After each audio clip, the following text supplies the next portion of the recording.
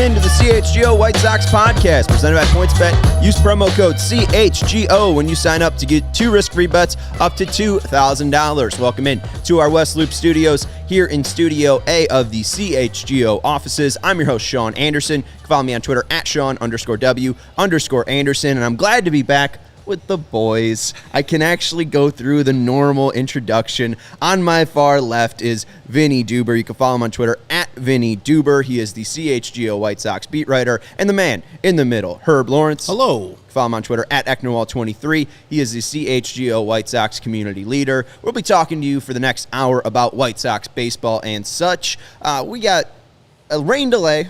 White Sox are supposed to play in Cleveland today, but there's snow out in Cleveland, so they're not going to play today. They're going to reschedule that one to July 12th, so the White Sox will make that one up in Cleveland with a doubleheader. So we are off today. No pre- and post-game. We'll have pre- and post-games for tomorrow, Wednesday, and Thursday for you, and we are going to have some fun as well. What's up, Spags? What's up, Connor? You guys in the chat. Today, we're going to be talking about Tony La Russa. Vinny had a great piece up at allchgo.com talking about the mysticism inside Tony La Russa. We'll talk about that with him. We'll also talk about Andrew Vaughn in playing time. Herb and I have been getting into it, but now we get a little bit of a mediator. Congrats. Thanks. Yeah, really. Duber. I saw that one pop up on the show schedule today, and I'm like, all right, here we go. We'll keep it civil. We got most of it out. And then finally, we'll talk about the White Sox offense. They are 6-3. They are the number 1 team in the AL Central right now by record. But I had people in my mentions yesterday talking about how this is just like last year already and how this offense is just like last year. And I'm like, oh, this is a fun 9 games, huh? Last year wasn't this start. The start wasn't this good. So we'll talk about the White Sox offense and why, where they're at right now, how we see them grading out after the first 3 series. I think they've graded out, pretty well so far, but we'll look into some of the numbers. We got some StatCast numbers for you. So we're excited to talk to you all about White Sox baseball, but we're going to take a little bit of a detour. And what's up, Steve-O? How you doing? I don't think I've ever seen Steve-O's last name. That's not a last name, right? That's his last name. There are no vowels. There's no vowels. He didn't want to. Oh, yeah. Oh, okay. No, that's his actual last name. I don't know, that's what he was given, I believe. I thought he took the vowels out for, solidarity with CHGO. Oh, that's it. Yeah, so it's just Steve-O, but CHGO-ified. So what's up, Steve-O? Good to see you. Anyways, today we're going to be going back to the Icebreaker bit that we started when this whole show kicked off back on March 4th, and we are now going to do, in honor of the White Sox playing in Cleveland, our top 4 albums of all time. Now, the game was canceled, but we're still going to do the bit. So we're going to go personal album rankings. This is not what we think is like the greatest albums of all time. If you're going to listen to 4 albums of all time. I mean, it's what I think are the 4 greatest of all time. All right, so we're going by different rules. Vinny's going to give you the 4 albums you need to listen to. I'm going to give you the 4 albums that I think are my personal favorite. Herb, how you attacking this one? I'm going to be giving you my favorite 4 albums of all time. And I know, Vinny, you like these albums, too. So absolutely. Listen. Probably has them all in vinyl. No, I have none of them on Whoa, vinyl. really? Yeah. Wow. Even the one we're talking about today? Even the one we're talking about today. Okay, well, I mean, when's your birthday? Maybe we'll hook something up. I probably got like a couple 2-3 extra copies of that one kicking around. Yeah, so we're going to talk about our top 4 favorite albums, or Vinny's the 4 albums you need to know, and we're going to go 4 to 1. So tomorrow we'll do number 3. On Wednesday we'll do number 2, and then on Thursday we'll do number 1. So we'll take you 4 to 1. We'll start off today. Herb, you want to lead us in this icebreaker? What's your 4th album of all time? As we see on the screen, Asia by Steely Dan. I mean, just a quality album. As a person who was born slightly after this album was being recorded and released, it took almost like 6 months for this album because the people in Steely Dan, Walter and Donald, are 100% perfectionists. They need things to be done exactly the way they want it to be done. And they only had 3 singles off of this. I think it was Peg and Josie, and I'm trying to Deacon Blues were the 3 singles released. But the 2 songs that I like the most off the album are the title track Asia, and of course Black Cow. Black Cow. If you don't know the song, if you're a hip hop head, you will understand it's Deja Vu by Lord Tariq and Peter Guns. That song, that beat, is the beat for Black Cow. It's an undefeated album. Only 7 tracks, but it goes throughout perfectly. And some say it's like the explosion of yacht rock, and, Some people would get mad at that. You know, Mike McDonald's on Peg. So if you heard Peg, you heard Mike McDonald's voice doing the hook. And it's just a cool album. Just press play.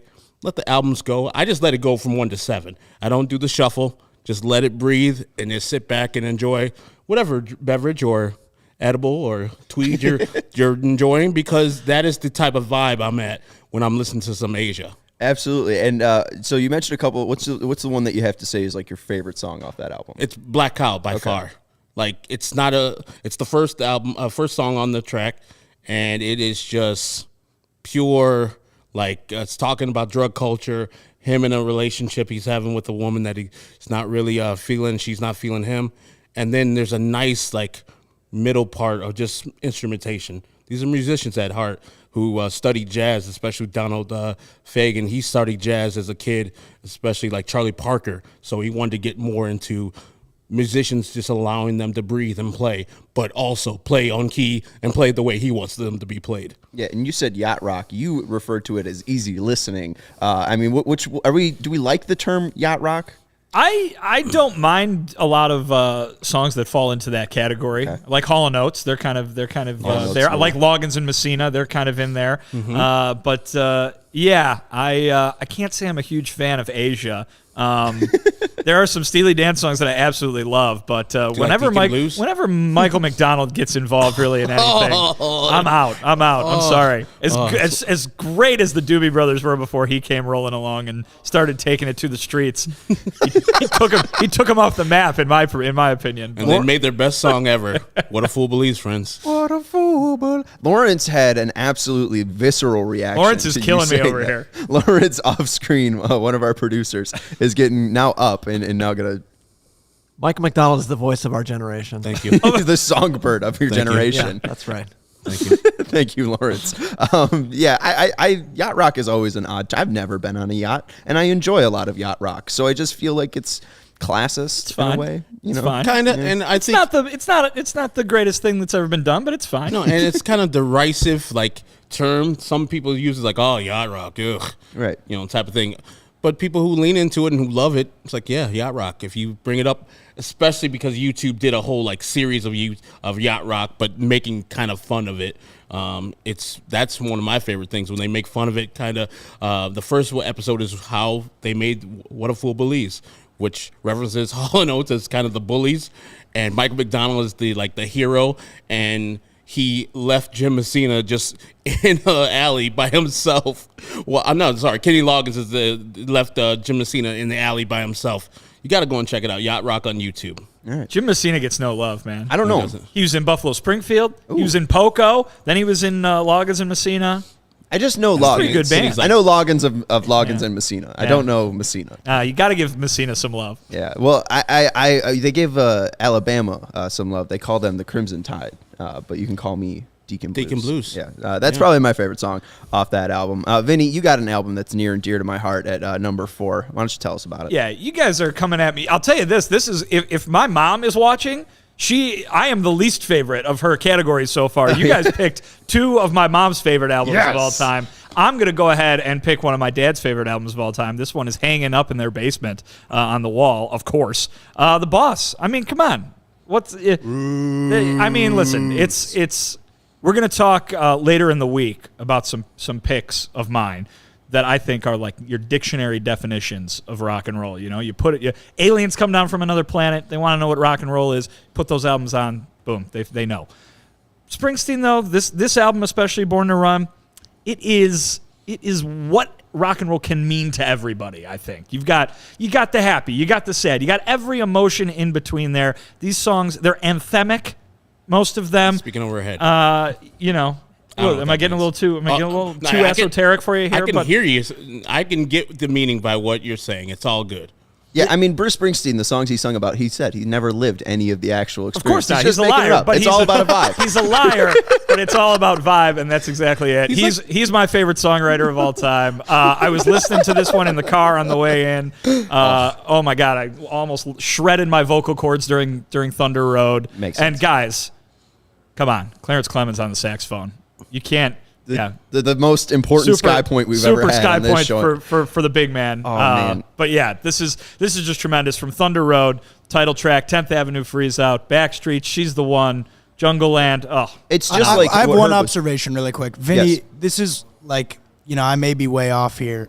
I feel like you're shredding your vocal cords not by singing the words, but by singing the riffs. absolutely. I've witnessed this a couple times, but that's really what I've picked up on. You're really get into the riffs, and it's unique. You got to sing that saxophone solo on Jungle Land all the way through. I whistle it. And, oh no!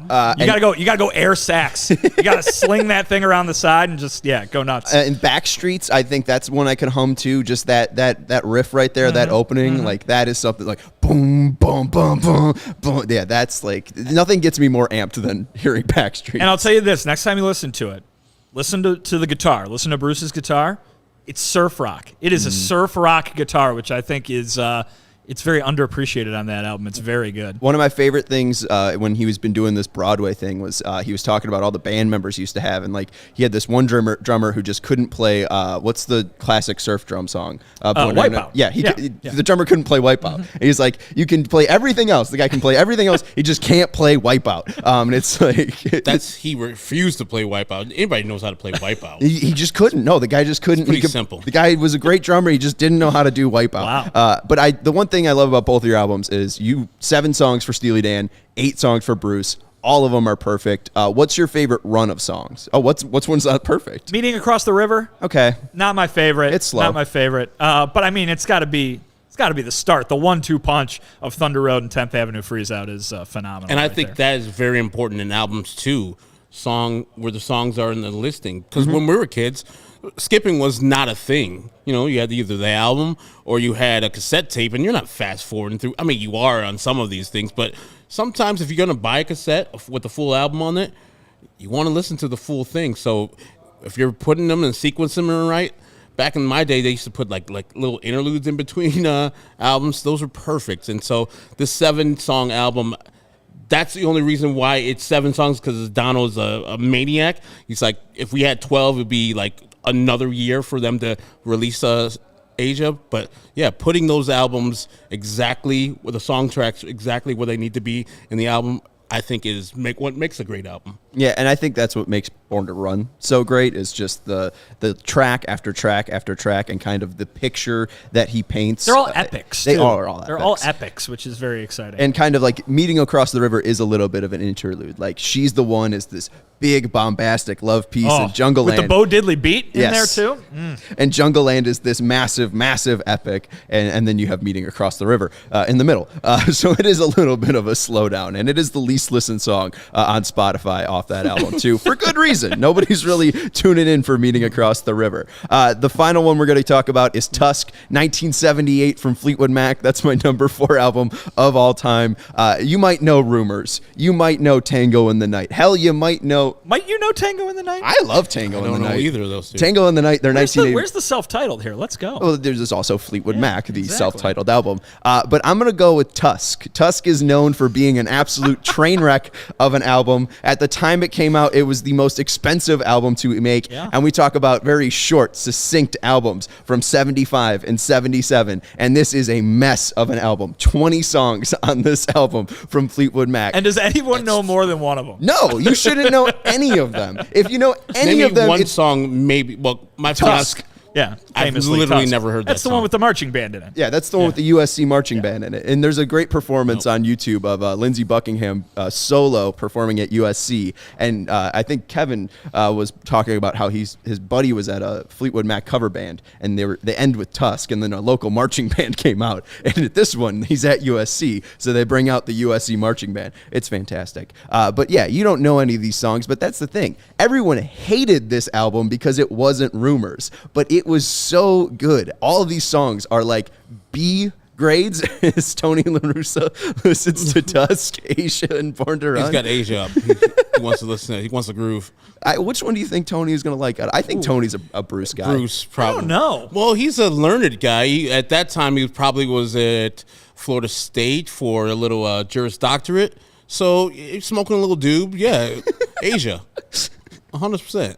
I don't even know if he knows what Tusk is. I don't know what Tusk is. I mean, very famous. Is it? Just not very good. Yeah, Okay. Tusk isn't good, but it's like every song's a B, right? Like, so Landslide is like the epic Stevie Nicks song, Yeah. but Sarah is very comparable. She has a great run starting at 3 minutes of just like Stevie Nicks power, and then she comes back at like 450 again with just absolute power. And the first 6 songs are all just Lindsey Buckingham and Christine McVie, who nobody likes, but the bass on all 6 of those songs are insane. And then the song Tusk, which is the 19th song, which makes no sense to me. They should have ended on Tusk.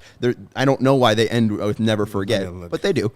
Tusk is just this nutty song. I don't know how to describe the album. None of it's good, but it all is great. And Wow. it's my number 4 album of all time. Number 4 album of all time. Is it Tusk?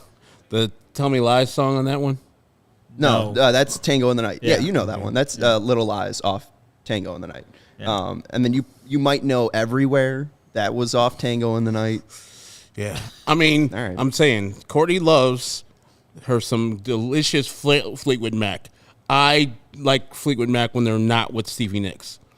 Really? Pre. Yes. Pre-Stevie. Yes. Oh, yeah. Or- Peter or- Green's Fleetwood or- Mac. Oh. Little blues action. Or there, yeah. when Christine McVie sings the song, like Well, Lies. then you're going to love Tusk. okay. You Tusk is prefer a heavy- Christine McVie to Stevie Nicks. I do. I I know also- that's a. You do? Yeah. Yes. Christine Guys. McVie is like the cog in the wheel of Fleetwood Mac. Guys. They had guys. 6. They're not kicking singles on Christine this McVie one. out. Guys.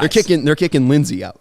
No, not Lindsey Buckingham. They're kicking. They kick Lindsay I out. know, but I'm saying they're not. I thought we were doing Stevie Nicks versus Christine McVie. Oh no, but I'm just saying, Okay. like Christine McVie, like she isn't one of the big two. It's Lindsay and Stevie Nicks, but that's a cog in the that's the thing that makes them all go. That's the TA of Fleetwood Mac is Christine Guys. McVie. There she is, of course. Guys, I don't know.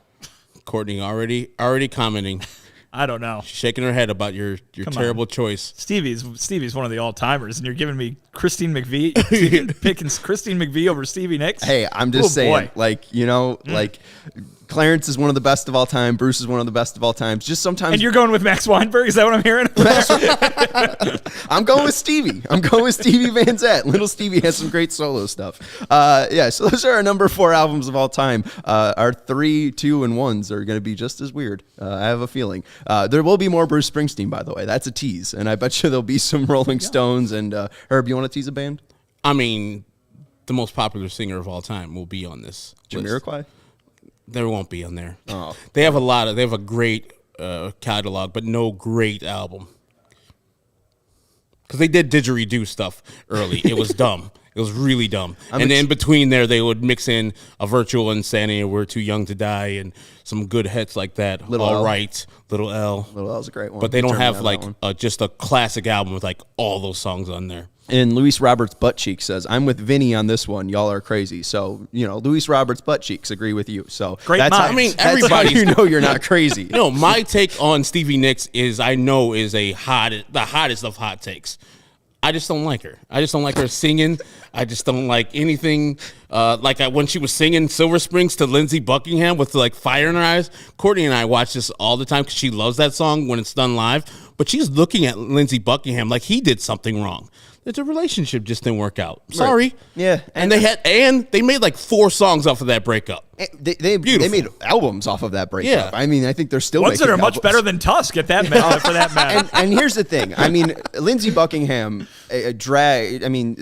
Stevie Nicks should have been able to soar. And she wrote one of the best songs of all time, Wild Heart, off of her first solo album. And the riff was originally supposed to be Let me make sure I'm getting this right. Second solo album, I believe. It was the second solo Yeah. album? Okay, thank First you. one's the one with the amazing Tom Petty song on it. Oh, Stop Dragging My Heart Around? Yeah, that one's fantastic, where she wanted to be a heartbreaker, and then Lindsay wouldn't let her. But on Mirage, there's Can't Go Back. Perfect. So Steve-O. Sean has a Danzig shirt on. Any opinion should not be seen as legitimate. You've heard Mother, right? Mother's a great song. And also the Misfits are like one of the most influential punk bands of all time. But also Mother's a great song. And Mirage, too, it has Can't Go Back on it. That was the original backing track to Wild Heart. There's a video of her singing it with the Can't Go Back tracking. it's insane. Like, she's just belting this out while getting her makeup done. There's a lot of videos out there that make you love Stevie Nicks. That's one of them. I bet you didn't think when you turned on the CHGO White Sox podcast today that you were going to be hearing about a bunch of Fleetwood Mac songs that you've never heard of. One of the most famous bands of all time. We're solely discussing songs of theirs that no one has ever heard of. Ever. Seven Wonders is great. Big Love. I know PZ mentioned that Lindsey Buckingham, love his guitar style. Big Love. Fantastic. We'll get off the Fleetwood Mac. The best way to support CHGO is to download the PointsBet app and use code CHGO when you sign up. If you do that right now, you get 2 risk-free bets up to $2,000. But that's not it. If you make a $50 or more first-time deposit, you'll receive a free CHGO membership, which unlocks all of our web content, and you'll even get a free shirt of your choice from the CHGO locker. That's $2,000 in free bets, a free CHGO membership, and a free t-shirt from the CHGO locker, all for making more than a $50 first-time deposit at PointsBet. If you have any questions, you can email pointsbet@allchgo.com, and we will help you out. PointsBet is your home for live in-play betting, and it just got even better. Introducing PointsBet's newest feature, the live NBA same-game parlay. For the first time ever, you can build the perfect live NBA same-game parlay only with PointsBet. Combine your favorite bets anytime during the game, and if you want more, you can also boost your live same-game parlays. That's my favorite feature of the PointsBet app. You can watch live, parlay live, and boost live with PointsBet. You get 1 boost a day. Make sure you use it wisely with your live NBA same-game parlays. Online sign-up is available in Illinois. You can download the PointsBet app right now and register your account from start to finish, all from your phone. So what are you waiting for? Once the game starts, don't just bet. Live your bet life with PointsBet. Gambling problem, call 1-800-522-4700. And want to mention our good friends over at Strava Craft Coffee. Strava Craft Coffee, CBD coffee, is a game changer and has helped thousands of people to improve their overall wellness and quality of life. Strava delivers delicious, fresh roasted specialty coffee infused with organic broad-spectrum CBD. CBD from hemp doesn't make you high or hungry, but it does offer real benefits that can help you. It helps me when I'm going to bed at night. I take some CBD coffee. I like the warmness of the coffee itself, but then the CBD helps me relax very, very well. It helps me get a very good, deep sleep. And sometimes I have some restless leg syndrome. The CBD helps mellow my body out, tell it, it's time to go to bed. So I like CBD at night. Maybe you like it in the morning. Go try it out. And the best part, too, Strava is all about quality. Everything is small batch, fresh and shipped straight to your door.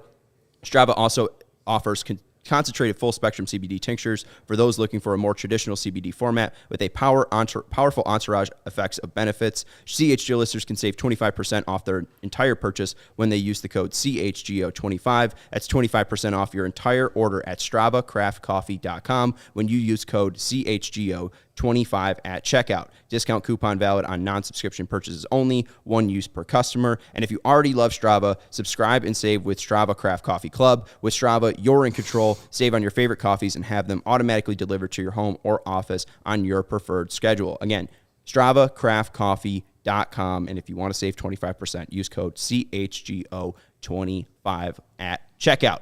All right, guys, let's go into some work Vinnie did over the weekend. You were at the game, you were at the Saturday and Sunday game, but you were also talking around after the game, talking to some people in the dugout. What was the story? How did this story come along? And why don't you explain the piece that is free to everybody at allchgo.com? Yeah, I encourage everybody to go check it out. It's a long one, but it's one I think people will appreciate. I think so many fans watch the game and they see what happens on the field, and they don't really know what's going on off the field. And I think that there's a great story to be told and great importance to be placed on, we've seen this rebuild, and you look at the guys that are here now, the talent they went out and got. Rick Hahn brought in, and they developed over the course of several seasons. And you can look at it, and you can look at the back of the baseball card or the baseball reference page and go, that's good. Good job. Look at that guy. He can produce. But along with that was creating what was going on behind the scenes and the culture in the clubhouse. Guys, we've talked about Tim Anderson's impact, obviously, so often on this show. The culture in the clubhouse is really just as important as the guys that they put on the field and in the batter's box and the numbers that go on the screen. And I think everybody thought that was going to crumble when Tony La Russa was hired. And to his credit, it hasn't, and it's perhaps only gotten stronger because he's added his flavor to it, and he's allowed the guys to do what they've done. And we saw last year, I think, through all those injuries, the White Sox didn't stop winning. And I think you can credit everybody involved with this team, but Tony deserves some credit too. And then here we are in week 1 or week 2 of the 2022 season, and everybody's hurt again, and they've got the best record in the division, and they're 6-3. It's almost a mirror image. And I talked to Kyle Crick on opening day in Detroit, and I asked him, he's a newcomer. I asked him why, what made him excited about joining the organization, and he brought up Tony La Russa, and I said, what do you like about Tony La Russa? What's he like? What's it like playing for him? And Kyle Crick said that Tony La Russa is mystical. And I was like, oh, haven't heard that one before. So. And I love when you take it to Tony, and Tony's like, is that an insult? Well, so Tony was literally the last person I talked to for this story. So I talked to Kyle about it, and I held on to that quote for a bit. And over the last couple of days, I've been asking people, what's it been like playing for Tony through these injuries? How does he kind of frame this whole thing? And got a lot of good quotes on the culture and stuff like that. But yeah, the last person I asked about it was Tony. And I go, hey, Kyle said you were mystical. You ever heard that one before? Like, you've been doing this for a long time. You've probably been called a lot of things. Have you ever been called mystical before? And he didn't really know what Kyle was trying to say. I'm not sure Kyle knew what he was trying to say, to be honest with you. But, he said mystical. Is that like a synonym for jerk or something like that? So he was trying to grab a definition on it more than anything. And hopefully he got to see the story today and saw that indeed it was a compliment. Yeah, it's a great story, and it's free to everybody. Usually, if you're a member, you can only read our stuff at allchgo.com. But go read Vinny's article. It's great work, a lot of great quotes in there, and a lot of exclusive quotes as well. And I thought the mystical definition, or at least the mystical defining of Tony La Russa made sense. I could see the mystical buy-in here. Do you think Tony's mystical, Herb? Yeah, he shakes it fast, and he watches himself. No one? Okay. I don't get that. I hate all you guys. I love you. Mystical. This the rapper. Shake your ass. Okay. The headline, if you notice, the headline was a reference to a Van Morrison song, so that's the kind of audience you're playing for. I don't know if you saw our number 4 albums. Mine was Tusk. Okay, yes. I mean, I thought it was just a general known album. All right, no, whatever. I'm sorry. As Vinny said, I was one of those skeptical people where when Tony came in, I was like, they have built a great culture here. Timmy's leading it. Abreu's there. Giolito's there. The last thing I want is guys stand up for the anthem, Colin Kaepernick guy, to come in and say, no, I'm a Hall of Famer. You do it this way, that way, or that way. And my way or the highway. And it seems, reading Vinny's article and subsequent things things that happened before Vinny's article, and I think also before I get to that, like being back in the clubhouse leads to stories and pieces like this, I think, right?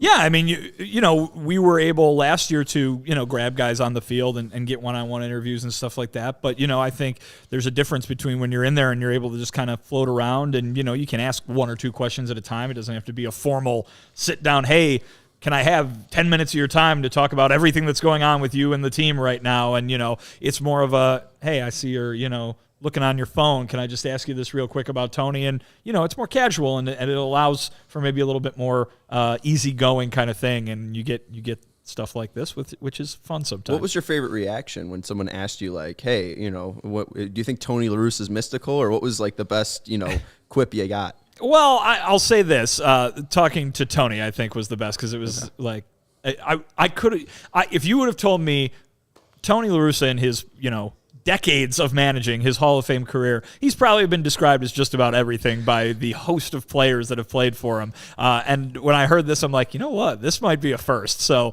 and it turns out it kind of was. So that was fun. Yeah. And so reading Vinny's article, you see that he's allowed the players to continue being themselves, allowed everybody just to say, okay, show up at this time. And Vinny's piece is like, just add a little spices. Hey, guys, through my career, I got this, that, and the other. How about do this maybe?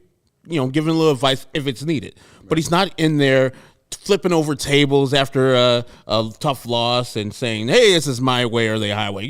Many White Sox fans thought he was going to come in and instill like a culture, like the Cardinal way that was down there in St. Louis. But no, it seems like the people are still loose, doing their jobs. And whatever I say about managers not mattering, the clubhouse, I think it matters a lot. And all the quotes from the article, positive, very positive. And I've really never, except for the whole Yermin thing, which is still, he never really said anything bad about Tony himself. there's not been a word out of that clubhouse from somebody who sourced or who actually wants to put his name on paper that says that Tony's doing anything bad to the clubhouse. Well, and I'll say this too.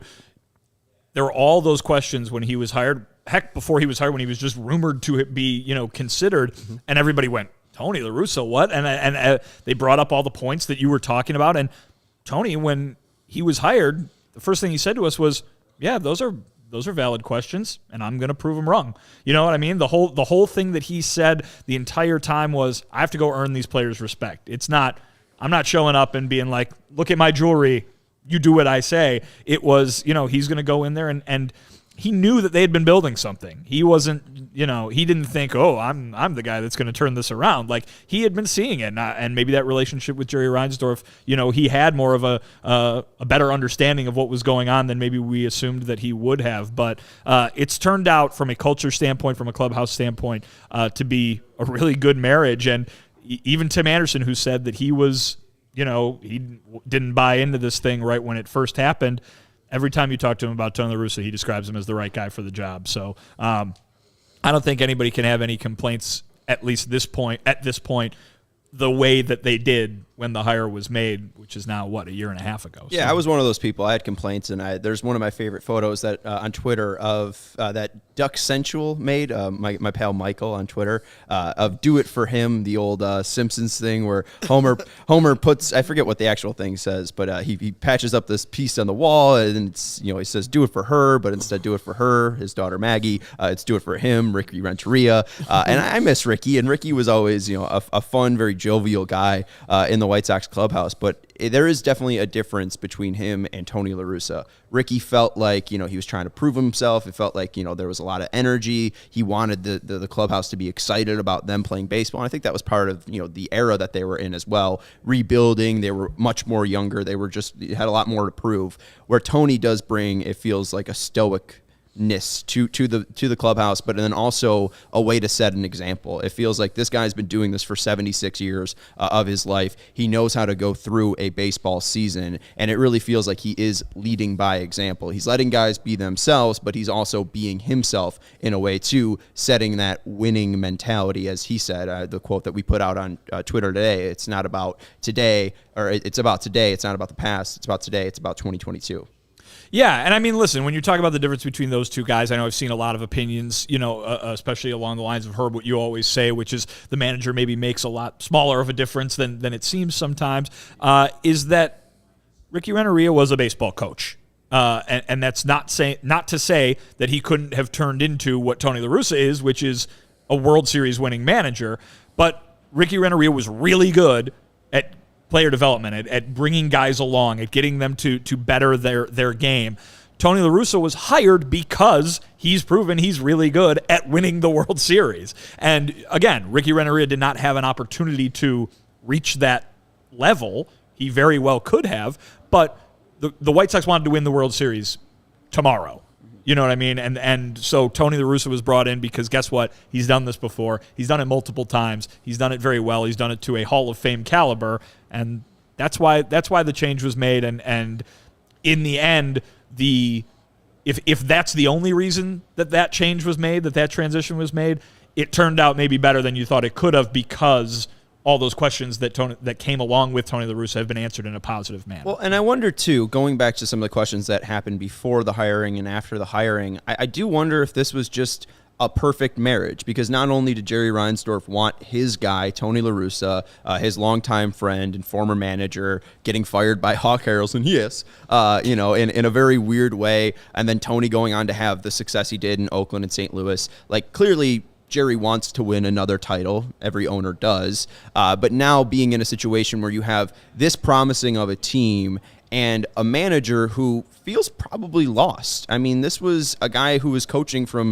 1978 to 2011. And then even though he was still around baseball, it still feels, the fact that he's coming back to this job, this is what he's always wanted to do, is be a manager. He probably feels so comfortable. And I understand that people are really upset at the crime that he committed before he was hired as a White Sox manager. And I understand that, but also it feels like, he's paid off the debt. I mean, I don't really want to hang that over him too often. And something too, it's probably, you make a mistake like that. Well, what's a way for me to not make that mistake, or what's a way for me to kind of get back to the old me? Going back into the dugout probably helped him that. Like, I don't know if Tony La Russa would have gone to 29 other teams. Like, this might have been the perfect marriage at the perfect time for somebody. And the White Sox, I don't know if they're lucky to have him, but it is definitely a presence that I like to see right now in the White Sox clubhouse. And to speak to what you just said, I think for a manager or anybody in baseball or any sport, the thing that everybody says, I don't miss the games necessarily. I miss the people. I miss the camaraderie in the clubhouse. Like, as a assistant to the general manager, whatever he was with the Red Sox and the Diamondbacks and the Angels, he doesn't get to go down in the clubhouse every day. Like, if he went down the clubhouse all the time, there would be some words to be said, because that manager's like, yeah, I like you, Tony, but I'm the manager here, and your presence might usurp my presence here. So he probably didn't feel the same. Like, yeah, he's at the ballpark every day, but he's not having his hands in everything. Right. He hated not it. talking to people. Yeah, he hated it. He described it as torture. Yeah.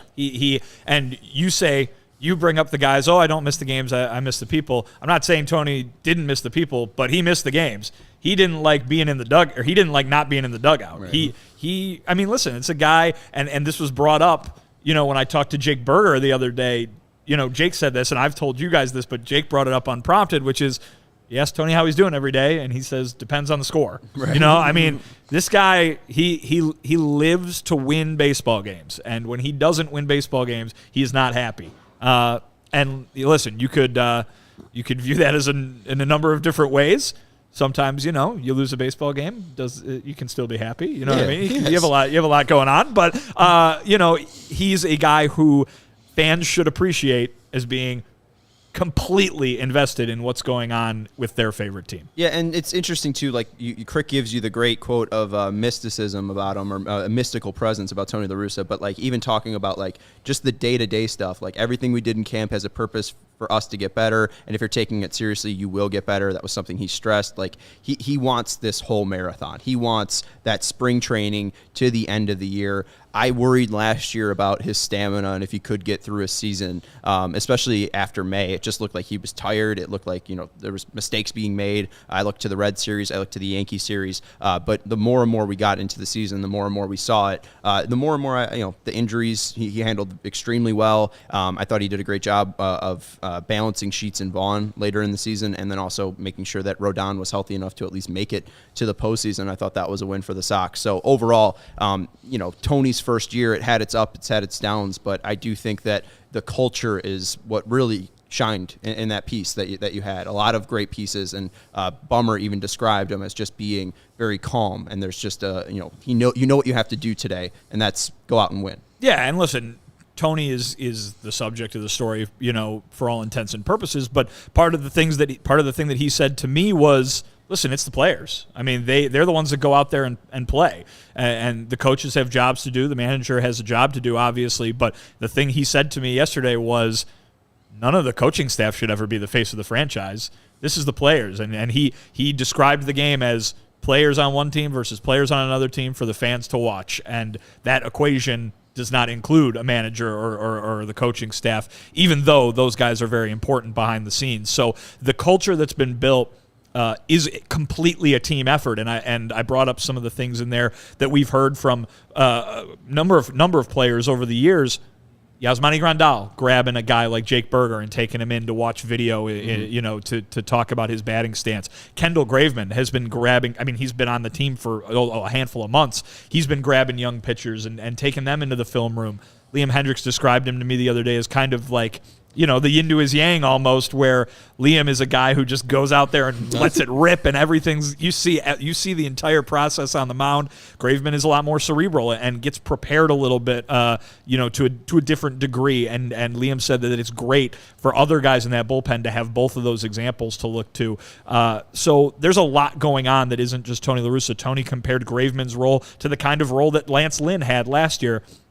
And we heard just the other day that, from Michael Kopech that Lance Lynn is still in the dugout helping these guys in the middle of the games and stuff like that. So it is very much a team effort. Ricky Renteria deserves a lot of the credit for this culture being created and for letting the players grow in the way that they did. Rick Hahn and the front office deserve a lot of credit for putting the right guys in place to make sure a culture like this could flourish. Tony La Russa deserves credit for letting it thrive the way that it currently is. So you want to know why the White Sox are having success. It's not just because, those guys that are going up there to bat can hit a baseball really far. There's a lot that goes into it, and I think fans can appreciate kind of the behind-the-scenes look at it too. Yeah, and it would be interesting too to see if other players share the same sentiment that Crick has about Tony having these drills to get you better and help you improve. It really does feel like Renteria helped build that culture. Tony's obviously letting it thrive, but the most important thing, right now is making sure that this is a World Series caliber team. And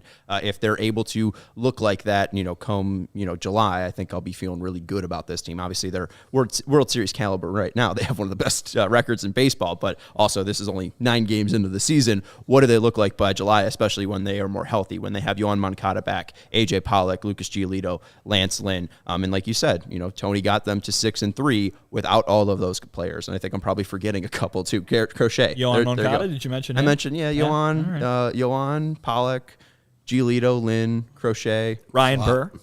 There you go. Thank you. Those Evan are all Marshall, the guys. even though he's not with the team. Yeah, Evan Marshall, even though he's not on the roster anymore. Yeah. But very, very interesting. And Mailman Jack asking what happened to the cactus. The cactus is in our boss's Jake's office, and he does not want me to have it because spring training's over. But whatever. We'll bring it back if the White Sox play the D-backs this year. They do. They do. Yes, here, but still. Whenever they go out west or whenever a team out west comes here, we'll bring back the cactus. And thank you guys for hanging out in the chat right now. I know there was one question about Andrew Vaughn and when he will get put back in the starting lineup. That's what we'll talk about right now after we tell you the best way to support CHGO is to download the PointsBet app and use promo code CHGO when you sign up. Not only are you going to get 2 risk-free bets up to $2,000, but if you make a $50 or more first-time deposit, you'll receive a free CHGO membership, which unlocks all of our web content, and you'll even get a free shirt of your choice from the CHGO locker. If you have any questions, you can email pointsbet@allchgo.com, and we will help you out. And in case you missed it, online sign-up is available in Illinois. You can actually download the PointsBet app right now and register your account from start to finish, all from your phone. You'll be signing up with the fastest sportsbook, easier than ever, so you can start living your bet life in seconds. So what are you waiting for? Once the game starts, don't just bet. Live your bet life with PointsBet. Gambling problem, call 1-800-522-4700. And our next partner has a product that I literally use every day. I started taking AG1s not only because I got this full-time job and I wanted to start waking up with a nice routine, getting myself full of vitamins. I also apparently need B6. I talked to my doctor recently. He said I need more B6. So one of the 75 vitamins included in AG1s is B6. So I've already been taking it, but I need to take more. So, hey, AG1's helping me get those important vitamins to start my day off right. You might be asking, what is this stuff? With one delicious scoop of AG1, you're absorbing 75 high-quality vitamins, minerals, whole food source superfoods, probiotics, and adaptogens, one of those vitamins being vitamin B6. To help you start your day right, this special blend of ingredients supports your gut health, your nervous system, your immune system, your energy, recovery, focus, and aging. All of the important things, and the taste is good. It's a very mild, tropically taste, and you get all of those important vitamins in your water. About 8 to 12 ounces of water. You put 1 scoop in, and you're getting those 75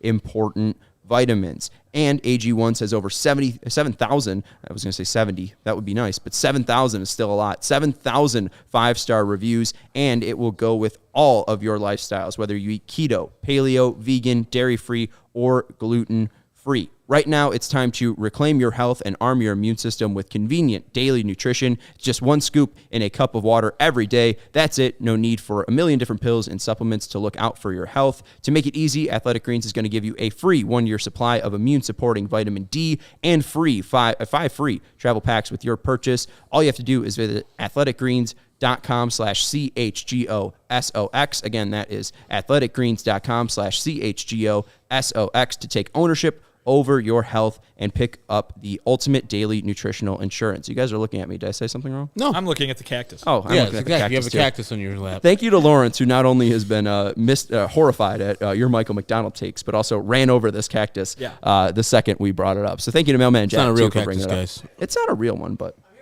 Thank you, Lawrence. Appreciate it. Lawrence is here for you as well. You can follow him on Twitter at @LawOnTheDraw. And if you have any requests, just feel free to email him. If you want any USFL pennants, he's got them. So that's Lawrence. He's a real nice guy, always willing to help out. You guys want to talk about Andrew Vaughn? Let's do it. All right. So we Should debated. I brought a helmet for this segment? Yes, I think there's a Bears one right there you go. that looks real padded out here.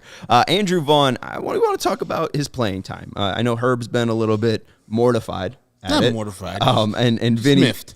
Miffed is a better word. I feel okay with it. And Vinny is our Switzerland in this this discussion. So we'll go to you, Switzerland. How many games do you think Andrew Vaughn should play this year? Herb said 75% of the games. I did the math, told him the amount of games, and then he got mad at me. No. No, I said 75 of the platoon between him and Gavin Sheets. And if he's not in that platoon, he should find a way on the field either way. Okay. That's what I was saying. All right. But Vinny. Yeah. How many games do you think Andrew Vaughn should play today? The answer is as many as possible. Okay. Because Andrew Vaughn is very good, and when he's in the lineup, he will give your team a better chance of winning. That being said, he doesn't have to play in 100% of the games. No. And no player on this team besides maybe Jose Abreu is going to come, and Tim Anderson are going to come close to playing in 100% of the games. That might be, maybe Luis Robert falls into that category too. But I mean, listen, Andrew Vaughn, they think the world of this guy. I mean, you saw the reports from the national writers that it was a non-starter for them in trade talks with the A's, that they were not going to part with Andrew Vaughn. I don't think that there's no connection between, when he might not be in the lineup one day versus how the team feels about him. The team thinks he's going to be a middle-of-the-order hitter for them for years to come. So they're going to do what they think is the best for him. They're going to do what they think is the best for him, and they think he's really good right now, or he wouldn't be on this team right now. He is a huge part of this team, both in the present and in the future, and they are going to treat him accordingly. Right now, Andrew Vaughn has played in 7 of the 9 games for the White Sox so far. But started only 6. But started only 6. Yes. So 6 out of 9, 66%. If he plays in 66% of the games right there, 108. That'd be 108 games. That's what she said. Is it? Oh, okay. Thank you. Nice. Thanks, Joey. Joey's our producer today. Thank you again for that meme, by the way, of Tony La Russa listening to the Hip Hop Head, listening to all of our easy listening albums. But all right, so 108 games right now he's on pace to start. Yeah. 124 games he's on pace to play in, even if he's not a starter. Yep. That's still too low for you? Oh, yeah. Very, very, very low. I averaged out. He didn't win the Rookie of the Year last year, but I averaged out the last 5 Rookie of the Year in the American League who were hitters. So I took out Randy Arozarena, and I took out Kyle Lewis from 2020, and I averaged out how many games they played in their second year after they won the Rookie of the Year. It came out to be 134. Okay. 134 out of 162. You know what the percentage of that is, Sean? You should know. 83. Boom. Nice. It's 83% of the games. I believe that Andrew Vaughn is that good. Okay. The way they speak about him, only Luis Robert gets spoke of in a higher regard on the White Sox, I believe. So let's play him as such. He's an everyday player. Find a spot for him to play. If he's not a designated hitter, find a spot for him to play either right field, left field, second base, third base, first base. I mean, he'll play any of those spots. I don't know, second or third. The manager will play him in any of those spots. Boom. So let's get that bat in there and have him either pass or fail versus right-handers. I want him. Eventually, he's going to have to be an everyday guy versus right-handers. And he didn't play in college versus only left-handers. He was the Golden Spikes Award winner with a 500 average or 500 on base percentage, right? Thereabouts, yeah. Yeah. Because he was doing this versus righties and lefties. Yes, he struggled as a rookie year versus righties like any rookie would. But I think the only way to get better at something is to do that and have some reps at doing it. And in those at-bats, improving. So, yes, I want him to play as much as he can. 5 out of every 6 game. And last year he had over 300 or nearly 300 at-bats against right-handers. So it's not like he was, not facing right-handers. He faced right-handers more than he did left-handers last year. And, the 134 game mark, I honestly don't mind. That's fine. That's about 10 more than I thought that he'd play. The issue is, are they being played at DH or are they being played in the outfield? Because those are two different asks of Andrew Vaughn. And also, he's just not, I think, capable or proved himself to be capable enough to be trusted in the outfield on, at least a 3-time-a-week basis. I do think that he will probably hurt himself again out in the outfield. That's my biggest concern with him playing the outfield. If he wants to DH 140 games, that's fine with me. But if he's playing 140 games in between DH and first base and third base and left field and right field, then I think the White Sox are going to start running into problems. But I can see, him rusting. He needs to play. I understand that Gavin Sheets also needs to play. That's why I say find Andrew Vaughn the playing time when he cannot DH. And A.J. Pollock is known for injuries. Get him off his feet every once in a while. Let Andrew Vaughn get in the field. Same thing with Eloy. Eloy does not deserve 100% to be in the left field, guaranteed 100%. He's been playing well. All right, actually, sorry. The time he ran into Luis Robert still kind of pisses me off. But get Andrew Vaughn a couple starts there. He doesn't have to play 7 games a week in left field. One of those games he can play designated hitter. I just think he's just that good of a hitter that you need to see his bat in the lineup more often than not. And sure, see there 66% of the time. I want it 83% of the time. Just raise it up a little bit. Everything you just asked for, you're going to get. Because that's the way Tony La Russa manages this ball club. We saw it last year, right? He is going to mix and match guys around. Nobody is going to play, with very few exceptions, as I said, 100% of the time at one position. We've already seen Jose Abreu DH. We've already seen Adam Engel get in there too. You bring up rusting. Tony said that about guys last year when people were going, why the hell is Jake Lamb playing today? Why the hell is Billy Hamilton playing today? The answer is because he wants to prevent those guys from rusting. And so even if Andrew Vaughn sits at the top of the depth chart, there's guys behind him that need to not rust. And Andrew Vaughn is going to play a ton. You do not need to worry about it. And he's probably going to play a lot of positions too. But there are other guys that Tony La Russa wants to make sure get in the games because guess what? You need those guys when October rolls around too. And those guys can't come off the bench in Game 4 of the ALDS and expect to succeed when they didn't get to play at all during September because you ran the same lineup out there every single day. And that's what you're going to see from La Russa. And I think what you're asking for is what you're going to get, even if it maybe doesn't line up with 100% in every single category. Right, and especially every single game. If you don't see Andrew Vaughn in a lineup, maybe take a deep breath. I think it's okay. I think he'll be taking a deep breath too because this was still a 93-win team last year that played him the 3rd most amount of games. And yes, that was due to injuries. He was forced up into more situations than he was originally expected to, but they still trusted him to play the 3rd most amount of games for the White Sox last year at 127. So I do think the 134 number that you throw out makes sense. And then when Gavin Sheets came up last year, which was around June 29th, they played about 85 games from June 29th to the end of the season.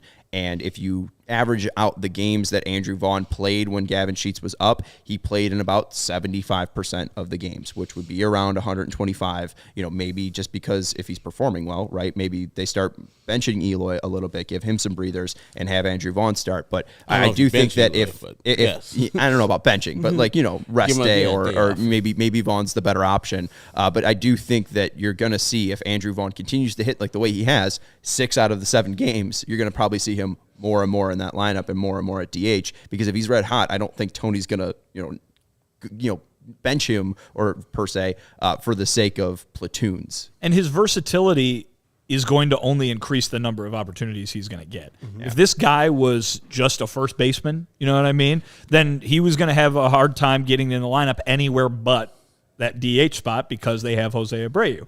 But Andrew Vaughn is capable of playing, as you just laid out, 5-6 different positions when you include DH. Mm-hmm. That's guys are gonna need days off, and he's gonna be able to go and spell them. And so everybody kind of laughed last year when Tony La Russa would describe Leury as an everyday player that happens to play everywhere.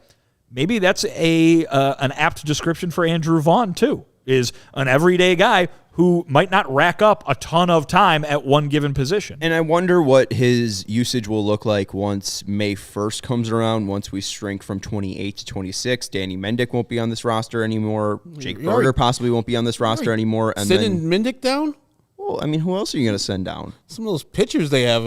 Right, but, they need those pitchers right now. Severino will get sent down when Giolito comes back, and then probably when Lynn comes back, then Jimmy Lambert would get sent down, and then you would need to shrink by 2 anyways. You're probably going to get rid of Berger or Mendick. That just would open up, if Moncada needs a break, maybe Andrew Vaughn plays third base. If Garcia needs a break at second base and they need to use Harrison at third, maybe we see Andrew Vaughn at second base. That's when I know that they're really serious about him getting playing time, though, is when you see him at second base. They're either desperately injured. It happened one time last year. They're either desperately and very severely injured, or they are just desperate for him getting playing time. So we'll see how Andrew Vaughn's usage works. But I don't mind 134 games. We can shoot for 134 and monitor that for the entire rest of the season. And then if he gets there, you're going to be looking back on your week 1 reaction and being like, oh boy, might have gone overboard a little bit. Should we play a little game? 134 and a half games? Do you want to take the over-under on that? Oh, that's under. Okay. All right. I'll take the under, too. I was just seeing if I can win some money here.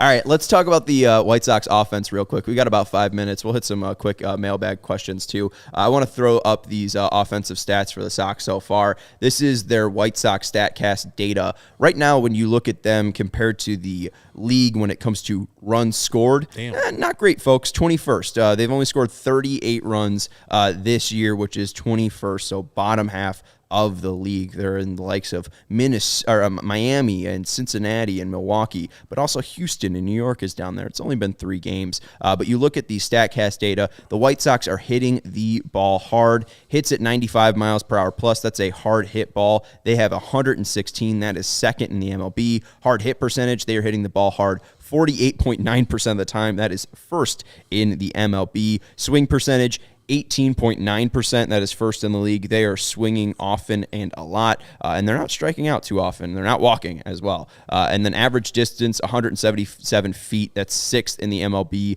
Not a lot have gone out for the Sox home run-wise, but they are hitting the ball deep. Ground ball rate, that's at 40.7%. That is in the top 10 lowest for the MLB. That is great to see after the continued struggles of ground ball hits last year. And then barrels per plate appearance, 9.2. So you could just say, at least when they go through the order, they're at least getting a barrel, which is a hard hit ball that is launched at 18 to 28 degrees, I believe. And you see, Tim Anderson's ball yesterday that was hit at 105 miles per hour and at a 28 degree launch angle, and it almost went out. What a catch. My goodness. An insane catch keeps Tim Anderson from having another home run. So the White Sox are hitting the absolute hell out of the ball. I know that, people are worried about the runs coming along. We've only seen the 10-run output for the Sox, but so far the StatCast data is showing that the White Sox offense, so far so good. And remember, you're doing this versus tough teams with tough pitching staffs with the Tigers, the Mariners, and the Rays. So it's even more impressive that they have the stats they have. The results are not there.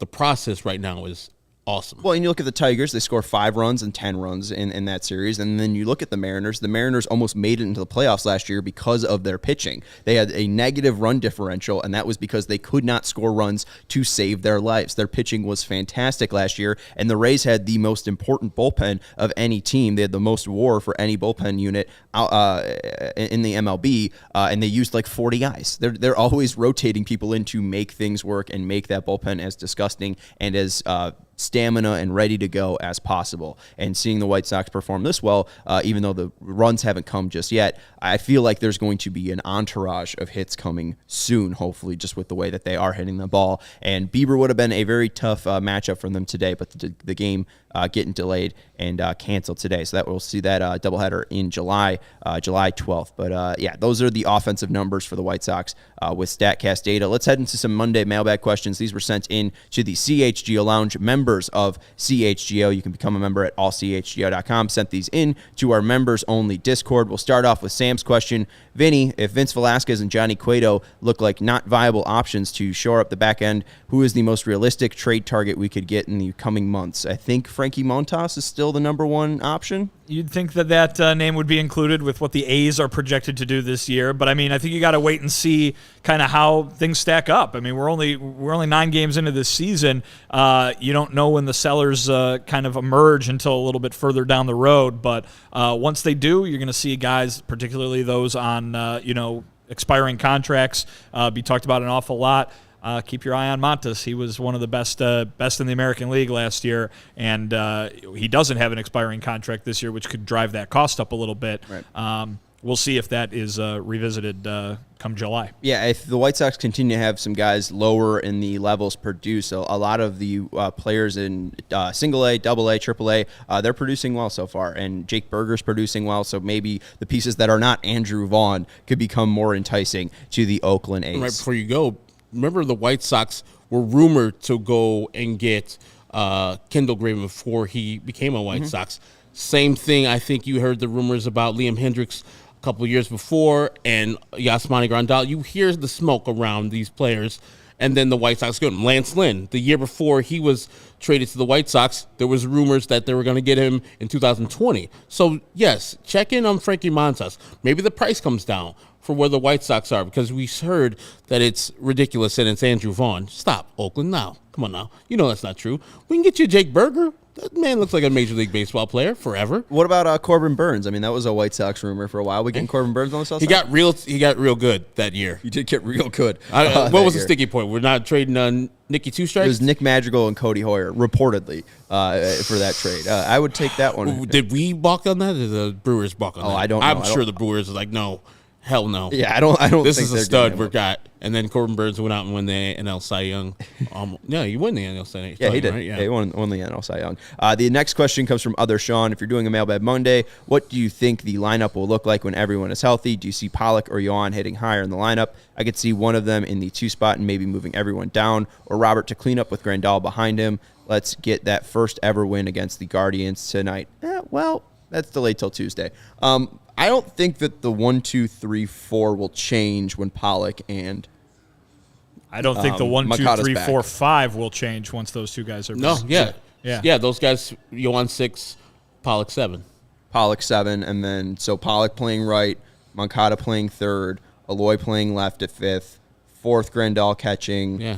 Brayu at first, third. This is very helpful, I'm sure, for the listeners that we're doing the lineup in reverse order. Robert second. If you listen this Anderson far, first. you deserve it. So then we'll probably you. put Vaughn 8th at DH, and then Josh Harrison at 9th. Harrison/Garcia at second. Makes sense. That's your lineup. I mean, it's pretty easy to slot in. Tony La Russa doesn't need to be a mystic to figure that one out. That one's pretty damn easy. Would move Yasmani ahead of Abreu just to get more on base there, but I understand why they do, because Jose has earned third spot in the lineup, and whenever he says he's not a third hitter anymore is when you move him off of that. Yeah, I think that the White Sox lineup could be very, very different, but right now I think that's a part of the clubhouse culture too. Is like TA wants to be that first guy, Abreu wants to be that third guy. They're good at it. So and it works. They are good at it too. But I do think that there could be like an optimized like White Sox lineup where you're making sure that there's more I think the point is that there might not be a lot of ways to screw this up. It's that good. You know what I mean? It's that deep. This collection of hitters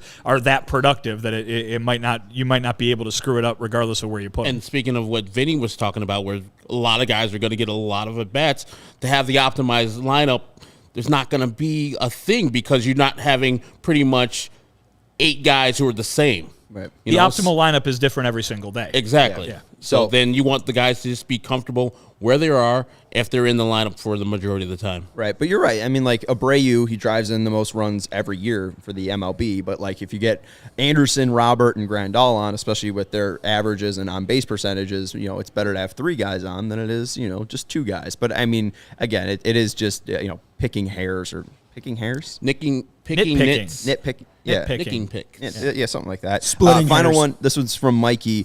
Who's going to be the first White Sox to reach 10 home runs? Eloy Jimenez. Okay.